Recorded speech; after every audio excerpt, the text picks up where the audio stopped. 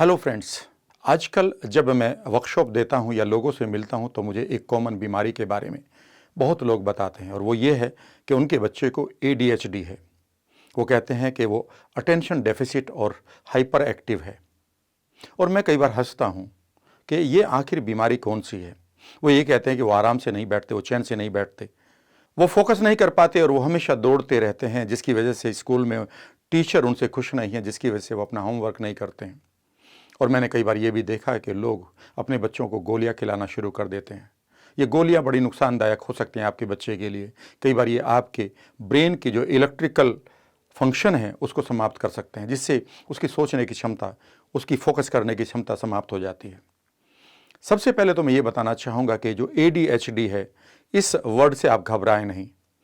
पहली तो बात ये समझिए कि आपके बच्चे के अंदर जब वो बचपन में है, जब वो 20-21 साल तक रहेगा, उसके अंदर अनलिमिटेड एनर्जी है। वो हमेशा कूदना चाहता है, वो खेलना चाहता है, वो भागना चाहता है, वो आपको भी कहता है कि मेरे साथ खेलो। जब उसके अंदर एनर्जी है और उसको आप चैनलाइज नहीं कर रहे हैं, उस वक्त आप ये कहने लगते हैं कि ये बच्चा हाइपर एक्टिव है। हाइपर एक्टिव नहीं है, इसमें से हाइपर को हटा दें, वो एक्टिव है। और बच्चा जितना एक्टिव होगा, ये उसका गुण है। मेरे गांव में एक कहावत थी कि गाय का बछड़ा और मनुष्य का बच्चा नहीं दौड़ेगा तो फिर कौन दौड़ेगा। जब हम 70 साल के हो जाएंगे तब दौड़ेंगे? नहीं। जब भी आप बचपन में देखेंगे किसी बच्चे को, उसके पास एक ही चीज होती है, उसके पास कोई थॉट नहीं होता, सिर्फ उसके पास बॉडी होती है। और बॉडी में जो उसको एक नेचुरल एनर्जी दी गई है, उस एनर्जी को वो यूज करता है सिर्फ खेलकर, दौड़कर। जब आप कहते हैं कि ये बच्चा पढ़ता नहीं है, उसे पढ़ने की प्रॉब्लम नहीं है, उसे बैठना नहीं आता, क्योंकि उसकी बॉडी में अनलिमिटेड एनर्जी है। अगर आप इस बच्चे को प्रॉपरली ट्रेंड करें, इसका ध्यान करें, तो ये आपके घर में PT ऊषा बन सकती है, ये उसेन बोल्ट बन सकते हैं। कहने का मतलब है ये वो रिकॉर्ड तोड़ सकते हैं जिन रिकॉर्ड को आप चाहते हैं। पर हम हमेशा यही कहते हैं कि नहीं नहीं, मेरा रूल ये है कि मेरा बंदर जो है वो मछली बन जाए और पानी में तैरना शुरू करे, तभी मैं उसको अच्छा बंदर मानूंगा। और मछली से ये कह रहे हैं कि जब ये पेड़ पर चढ़ने लगे, यानी कि हम स्वीकार ही नहीं करते।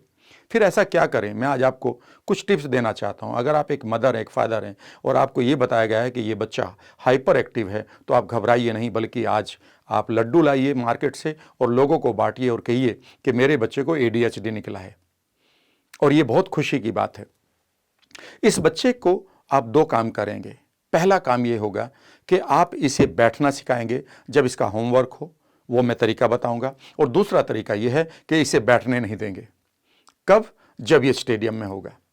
सबसे पहला काम यह है कि जो आपके घर में ADHD बच्चा है, सबसे पहले आप उसे किसी स्टेडियम में ले जाइए या किसी कॉलेज के स्पोर्ट्स ग्राउंड में ले जाइए और उससे कहिए कि चलो दौड़ते हैं, और उसके साथ दौड़ना शुरू करिए और उसे दौड़ाइए।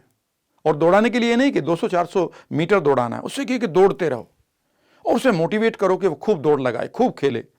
2 kilometre, 3 kilometre, 4 kilometre, 6 kilometre, 8 kilometre, उसे खूब दौड़ाइए। दौड़ाने के बाद उसको मोटिवेट करिए, तुमने बहुत अच्छा किया है। फिर उसको थोड़ा सा आप कोई भी ड्रिंक दीजिए, खाना अच्छा दीजिए, ताकि उसकी थकान जो है वो सबसाइड हो जाए। ये पहला काम है। और दूसरा काम यह है कि दौड़ाते हुए आप उसे बगैर चप्पल, बगैर जूते के दौड़ाइए, यानी कि वो डायरेक्टली धरती के साथ कांटेक्ट बनाए। जैसे ही वो पृथ्वी के साथ अपना कांटेक्ट बनाएगा, आज मैं आपको एक सीक्रेट बताता हूं, उसकी स्किन की और ब्रेन की जो कंडक्टिविटी है वो इंप्रूव हो जाएगी। अगर आप किसी स्कूल में जाकर आज बच्चों के बिहेवियर को देखें तो 90% पेरेंट्स ये कह रहे हैं कि उनके बच्चों को गुस्सा बहुत आता है, वो फ्रस्ट्रेशन में रहते हैं, वो बात नहीं मानते, वो अनवांटेड हैबिट्स में फंसे रहते हैं। उन्हें कितना भी कह लो कि टीवी ना देखें, मोबाइल ना देखें, लेकिन वो मानते ही नहीं, वो सुनते ही नहीं। पता है ऐसा क्यों हो रहा है? क्योंकि उनके अंदर जो फीलिंग थी अपने पेरेंट्स के लिए, उस आसपास के एनवायरनमेंट के लिए, वो फीलिंग समाप्त हो गई है। और वो इसलिए समाप्त हो गई है कि उनकी स्किन में जितने फीलिंग के तत्व हैं वो धीरे धीरे समाप्त हो जाते हैं अगर हम मिट्टी के साथ नहीं रहते। हमारे अंदर सबसे ज्यादा कंडक्टिविटी स्किन के अंदर होती है। एक मच्छर भी हमें कहीं बैठ जाए, हमें इमीडिएटली पता चल जाता है कि मच्छर बैठा हुआ है। यानी कि हमारी स्किन इतनी सेंसिटिव होती है। और इस सेंसिटिविटी की वजह से ही हम चीजों के प्रति भावनाएं रखते हैं, सेंसेस रखते हैं। और ये सेंसेस तभी डेवलप होती है जब हम नेचुरल मिट्टी में खूब खेलते हैं। इसलिए 12-13 साल तक बच्चों को खूब खिलाइए, वो भी मिट्टी में। और आप देखेंगे कि उनकी स्किन इतनी सेंसिटिव हो जाती है चीज़ों के लिए, पॉजिटिव चीज़ों के लिए, कि आपको लगेगा कि फ्री में आपको एक गाइड मिल गया है, और वो है मदर अर्थ। ये है पहली चीज़ कि आप उसे दौड़ाइए, और वो भी नंगे पैर। उसे मोटिवेट करिए कि वो रेत में खेले, वो मिट्टी में खेले, ताकि मिट्टी उसकी बॉडी से लगे और बहुत सारे तत्व उसकी बॉडी में जाएं। और अगर आप ये कहते हैं कि आपका बच्चा बैठता नहीं है, तो अब मैं दूसरा रूल सिखा रहा हूं, और ये दूसरा रूल आपके बच्चे को बैठना सिखाएगा। जब आप ये कहते हैं कि आपका बच्चा क्लास में नहीं बैठता है, किसी की नहीं सुनता है, दौड़ता रहता है, इसमें कोई गलत बात नहीं, क्योंकि उसको बैठना आपने सिखाया ही नहीं।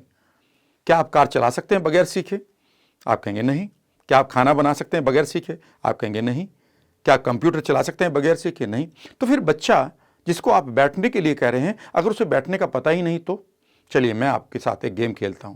आज अपने बच्चे के साथ एक गेम खेलिए। गेम यह है कि अपने बच्चे से कहिए कि 30 सेकंड के लिए आप बैठेंगे, आपको रिवार्ड मिलेगा, लेकिन 30 सेकंड तक आप हिलेंगे नहीं, और बच्चे को पूरी तरह से स्टैचू बना दीजिएगा।